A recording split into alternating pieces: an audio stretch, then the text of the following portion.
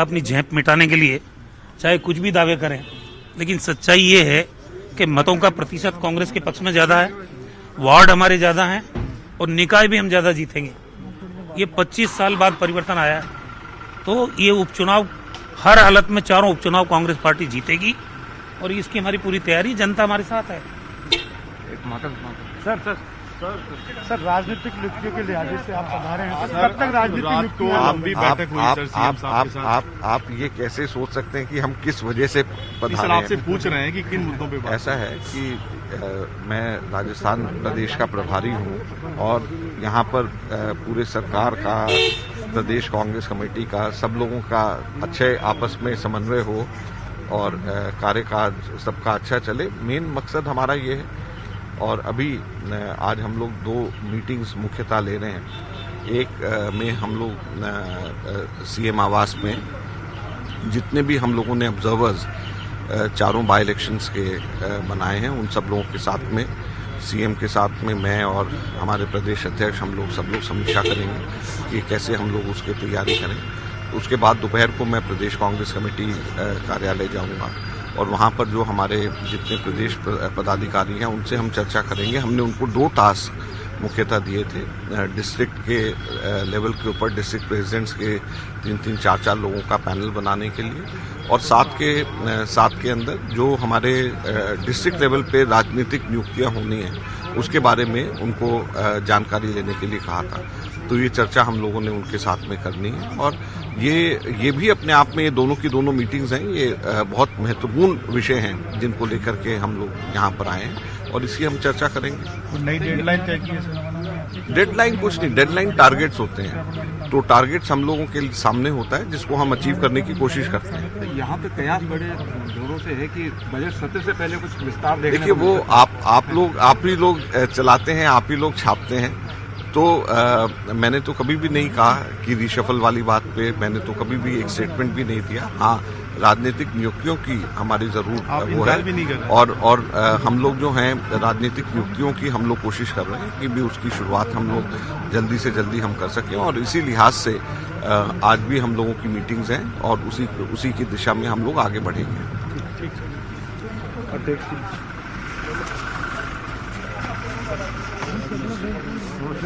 Sir नमस्ते sir.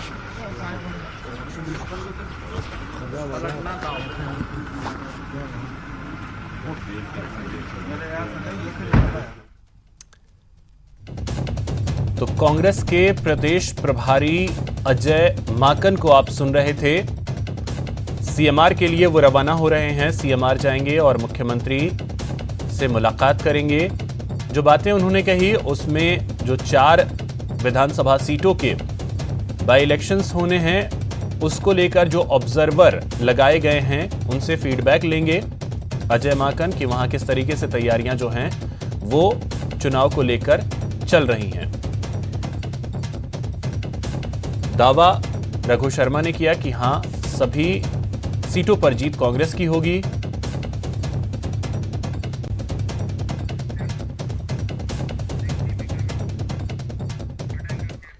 चलिए अब बात करते हैं हक के लिए हल्ला बोल की, जहां जलदाय विभाग में 15 फरवरी से कामकाज ठप करने की चेतावनी दी गई है। वहीं अपनी मांगों को लेकर 11 दिन से ठेका कर्मी हड़ताल पर हैं।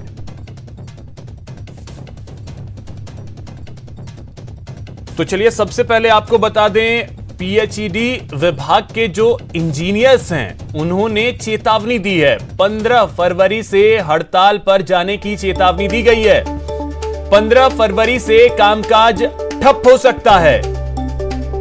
अनिश्चितकालीन हड़ताल पर जा सकते हैं और लंबित डीपीसी की मांग जो है वो की जा रही है, जिसको लेकर प्रदर्शन किया जा रहा है। मार्च 2020 से डीपीसी अभी तक लंबित है। 200 से ज्यादा इंजीनियरों की डीपीसी होनी है और ऐसे में अब कामकाज ठप करने की चेतावनी भी दे दी गई है।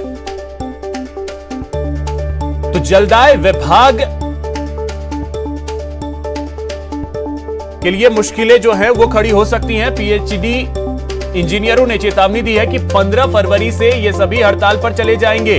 अगर डीपीसी नहीं होती है तो तो लंबित जो डीपीसी है, जो कि मार्च 2020 से ही लंबित है, उसकी मांग को लेकर अब अपनी आवाज बुलंद कर रहे हैं ये सभी इंजीनियर्स। करीब 200 से ज्यादा इंजीनियरों की डीपीसी होनी है।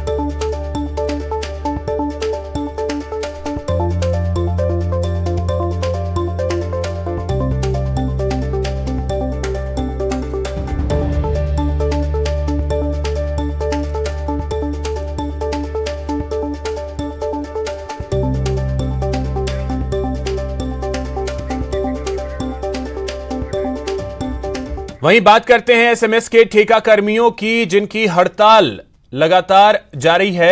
हड़ताली ठेका कर्मियों की आज वार्ता होगी। दोपहर 3 बजे ठेका कर्मियों से बातचीत होगी। जयपुर के एसएमएस और कोटा के जेके लोन में हड़ताल पर हैं सभी ठेका कर्मी। तो उम्मीद है कि आज वार्ता सफल हो और उसके बाद ठेका कर्मी जो हैं अपने काम पर वापस लौटें।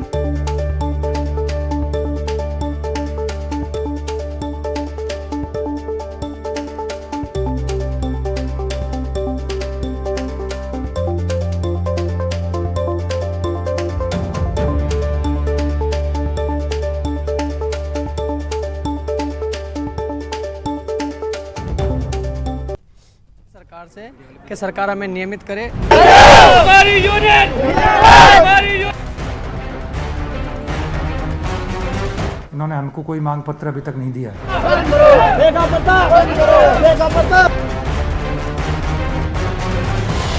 हम लोग पूरी मेहनत करते हैं, 24-24 घंटे ड्यूटियां करते हैं, उसके बाद भी हम लोग रोडों पे बैठे हुए हैं।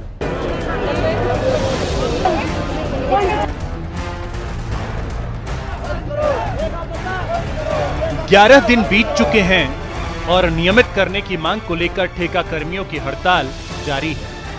कभी धरना दे रहे हैं तो कभी रैली कर रहे हैं तो कभी भीख मांगकर सभी को अपनी मांगों से अवगत करा रहे हैं।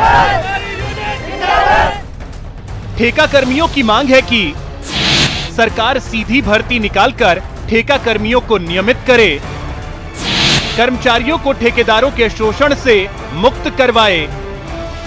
इसके अलावा चिकित्सा और नर्सिंग कर्मियों के समान ही फिक्स वेतन की मांग। ठेकेदारों को तो 17-17, 15-15 हज़ार दिए जाते हैं और हमें 6-6, 8-8 हज़ार रुपये दिए जाते हैं। और उसके बाद में भी सर हमारे से ड्यूटियाँ 30 दिन कराई जाती है, 26 दिन का भुगतान दिया जाता है। और सर उसके बाद में हम कोरोना जैसे महामारी में भी हमने दिन रात सेवाएं दी। तो उसके बाद में सरकार डॉक्टर्स की, नर्सिंग स्टाफ की सबकी सुन लेता है। आज हमें 18 दिन है यहाँ पे, हम गरीब तबके के लोग हैं, ठेका कर्मचारी है, तो हमारी सुनने वाला कोई नहीं है। राज्य सरकार से हम निवेदन कर रहे हैं इस कार्य को जल्दी से जल्दी करें और हमें हमारा अधिकार दे। कोविड में ड्यूटी करने वालों में कोविड मतलब माननीय प्रधानमंत्री साहब ने कहा था, पीठ थपथपाई थी मुख्यमंत्री जी की कि राजस्थान सबसे पहला राज्य बनाए, लेकिन उसी राज्य के कर्मचारी इस तरह से बैठे हुए अनशन पर, भूख हड़ताल पे बैठे हुए हैं। और कुछ समय पे अगर हमारी मांगे नहीं मानी तो हो सकता है हम लोग आमरण अनशन पे बैठे, हमारी जान जाएगी ना 1-2 की, जब शायद वो जागेगी सरकार और कुछ नहीं होगा। इस हड़ताल में एसएमएस अस्पताल के अलावा जनाना, जेके लोन और दूसरे अस्पतालों के ठेका कर्मी शामिल हैं। अस्पताल प्रशासन ठेका कर्मियों की हड़ताल से वाकिफ होते हुए भी नजरअंदाज कर रहा है। ठेका कर्मियों ने जो धरना दे रखा है, न तो इन्होंने यहाँ कोई अस्पताल प्रशासन को कोई मांग पत्र दिया है। इन्होंने जो क्या मांग है, इन्होंने जो है सीधी सरकार से मांग है। और ये धरना जो है अपने एसएमएस हॉस्पिटल में कर रहे हैं। दूसरे हॉस्पिटल्स के आके महिला, जेके लॉन, जनाना, ये यहाँ से आके हमारे कुछ कर्मचारी भी इनमें साथ हैं। इन्होंने हमको कोई मांग पत्र अभी तक नहीं दिया। इधर ठेका कर्मियों ने साफ कर दिया है, इस बार लड़ाई आर पार की है। जयपुर से न्यूज़ 18 के लिए सौरभ गृहस्थी की रिपोर्ट। इसी खबर पे अधिक जानकारी के साथ हमारे सहयोगी सचिन शर्मा जयपुर से हमारे साथ जुड़ गए हैं। सचिन, फाइनली वार्ता तो आज होने जा रही है, उम्मीद क्या है? देखिए अभिषेक, कल जिस तरह से जो चिकित्सा शिक्षा सचिव हैं वैभव गालरिया, उनके निर्देश पर आयुक्त हैं चिकित्सा शिक्षा शिवांगी स्वर्णकार, उनके नेतृत्व में इन हड़ताली ठेका कर्मियों से बातचीत की गई थी। और सबसे पहले उनसे ये जाना गया कि आखिर वे चाहते क्या हैं, उनका पक्ष क्या है, इसको अधिकारियों ने जाना है। और आज बुधवार को दोपहर 3 बजे करीब एक बार फिर इनसे वार्ता शुरू होगी। और इन कर्मचारियों का ये कहना है कि जिस तरह से ठेका प्रथा जो अस्पतालों में चल रही है उसमें इनका शोषण होता है, जो एजेंसीज होती हैं, जो प्लेसमेंट एजेंसीज होती हैं, वो वेतन इनका पूरा उठाती हैं, लेकिन उनका भुगतान जो है पूरा नहीं होता है। ऐसे में लंबे समय तक जो है उनसे काम लिया जाता है, लेकिन उसका वेतन जो है उन्हें पूरा नहीं मिलता है। इसके अलावा उनका कहना है कि इसमें भ्रष्टाचार जिस तरह से होता है, चाहे वो जो ठेका कर्मी है जिनके नाम पर ये सारे पैसे उठते हैं, उनके लिए जो पैसा आता है वो नहीं मिलता। जो अस्पताल का प्रबंधन या जो है वहां पर कुछ मिलीभगत होती है। इसके अलावा जो प्लेसमेंट एजेंसीज होती हैं वो जिस तरह से इनका पैसा खाती हैं या वो शोषण करती हैं, तो इनका कहना है कि सरकार ये करे कि अब इनकी सीधी भर्ती करे और इनको जिस तरह से जो अन्य संवर्ग है, चाहे वो नर्सिंग हो चाहे पैरामेडिकल हो, उस तरह से इनको भी स्थायी जो है वेतन दिया जाए। और ये सेवा जिस तरह से देते हैं, लंबी सेवाएं देते हैं जो मरीज आते हैं अस्पतालों में, तो इनके बिना जो है अस्पतालों में काम चल नहीं सकता है, क्योंकि इन जो ठेका कर्मी है इनमें ज्यादातर जो लोग हैं वो या तो बिल्कुल सचिन, तो मुख्य रूप से नियमितीकरण जो है वो इनकी मांग है। फिलहाल बहुत शुक्रिया सचिन आपका तमाम जानकारी के लिए। भरतपुर के लखनपुर थाना पुलिस ने गौ तस्करों के खिलाफ कार्रवाई करते हुए 246 गौवंश को मुक्त कराकर एक आरोपी को गिरफ्तार किया है। पुलिस को सूचना मिली थी कि हंतरा पुल के पास भरतपुर जयपुर सड़क मार्ग पर एक पिकअप में गौवंश को हरियाणा ले जाया जा रहा है, जिस पर नाकाबंदी के दौरान वाहन को रुकवाया गया, जिसमें तलाशी ली गई। तलाशी के दौरान पिकअप गाड़ी में गौवंश भरा हुआ मिला, जिसके चलते पुलिस ने उसे पकड़ लिया और आरोपी से पूछताछ कर रही है।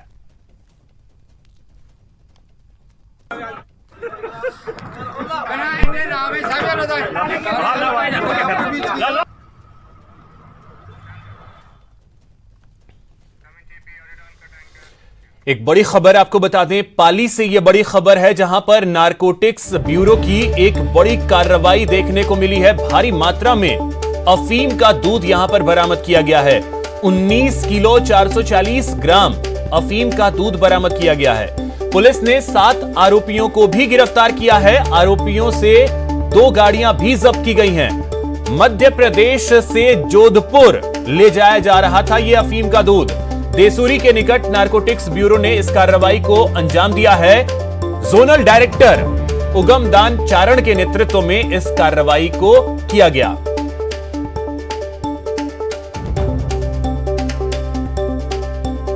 तो भारी मात्रा में अफीम का दूध जो है वो बरामद किया गया है और नारकोटिक्स ब्यूरो की एक बड़ी कार्रवाई जो है वो देखने को मिली है। पाली में 7 लोग जो हैं वो भी गिरफ्तार किए गए हैं और मध्य प्रदेश से जोधपुर इस दूध को ले जाया जा रहा था।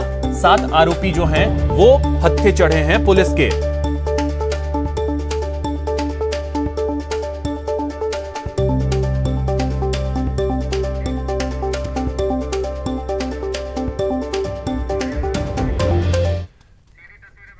और ये सीधी तस्वीरें हम आपको दिखा रहे हैं, बेंगलुरु से है ये एयर शो बेंगलुरु में, जिसका आयोजन किया जा रहा है। आज से इसकी शुरुआत हुई है।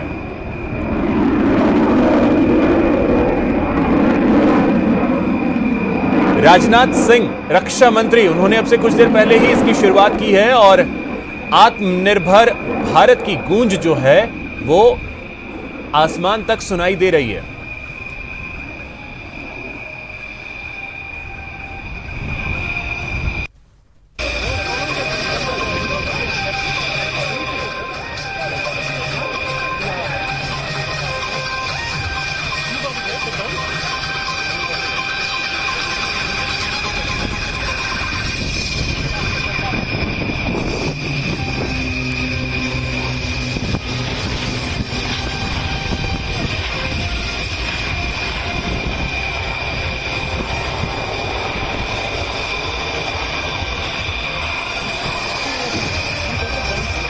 तो ये सीधी तस्वीरें हैं बेंगलुरु की, जहां पर एयर शो का आयोजन किया जा रहा है। राजनाथ सिंह रक्षा मंत्री, उन्होंने अब से कुछ देर पहले ही इसकी शुरुआत की है, इसका उद्घाटन किया और उसके बाद यहां पर एयर शो का आयोजन जो है वो हो रहा है। एशिया का सबसे बड़ा एयर शो।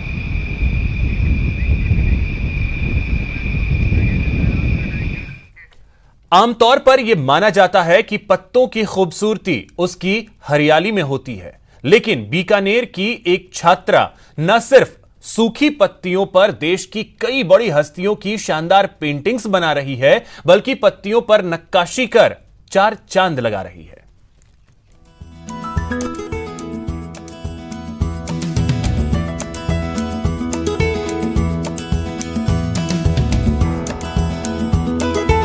पीपल की सूखी पत्तियों पर देश की बड़ी हस्तियां और भगवान की खूबसूरत पेंटिंग, रंगों के मेल से बेजान पत्तियां जीवंत हो उठी हैं। सूखी पत्तियों पर इन शानदार पेंटिंग को बनाया है बीकानेर की छात्रा मिट्ठू मेहरा ने। राजकीय डूंगर कॉलेज से चित्रकला में एमएम कर चुकी मिट्ठू पहले कैनवास पर पेंटिंग बनाती थी, लेकिन शिक्षकों की सलाह पर मिट्ठू ने पत्तियों पर पेंटिंग करने की शुरुआत की और जल्द ही कड़ी मेहनत और लगन से इस कला में महारत हासिल कर ली। मैं ड्राइंग की स्टूडेंट हूँ, तो पहले तो मैं कैनवास भी बनाती थी। फिर जब कॉलेज गई तो सर ने इन पत्तियों के बारे में बताया, उन्होंने बोला इस पे भी ट्राई करके देख एक बार। तो उन्होंने इसकी टेक्निक बताई मुझे, फिर मैंने ट्राई किया और मुझे अच्छा लगा, तो फिर मैं करती गई, अभी तक कर रही हूँ मैं। इन पे हर तरह के चित्र बनाए, नेता, अभिनेता, मेरे साथ वाले सहपाठी, मेरे प्रोफेसर, सबके, फिर जैसे कि भगवान, देवता, सबके चित्र बनाए मैंने। मिट्ठू न सिर्फ सूखी पत्तियों पर खूबसूरत पेंटिंग बनाती है, बल्कि लीफ कटिंग आर्ट में भी कमाल कर रही है। हरी पत्तियों पर गजब की नक्काशी कर खूबसूरत तस्वीर उकेर देती है। अब तक मिट्ठू पत्तियों पर 25 से ज्यादा पेंटिंग बना चुकी है। मिट्ठू का कहना है कि पत्तियों पर पेंटिंग करना बहुत कठिन होता है। पेंटिंग करते वक्त काफी सावधानी बरतनी पड़ती है। इनको बनाने में, इनकी जाली निकालने में इतना टाइम लग जाता है, ये पत्ते तैयार होने में महीना भर लगा देते हैं। फिर इनकी जालियाँ निकलती है, बहुत नाजुक पत्ते होते हैं, एकदम धीरे धीरे ब्रश से इन पे कलर करना पड़ता है। मिट्ठू की कला की कद्र होने लगी है। खूबसूरत पेंटिंग की खरीदार भी सामने आने लगे हैं। अभी तक बना चुकी हूँ 20-25 चित्र बना चुकी हूँ, और अब तो ये सेल आउट भी होने लग गए हैं साथ ही साथ। मिट्ठू अपनी कला से न सिर्फ अपने सपनों में रंग भर रही है, बल्कि उन लड़कियों के लिए भी नजीर बन गई है जो अपने दम पर कुछ कर गुजरने का सपना देख रही हैं। न्यूज़ 18 राजस्थान के लिए बीकानेर से विक्रम जगरवाल की रिपोर्ट। फिलहाल इतना ही, नमस्कार।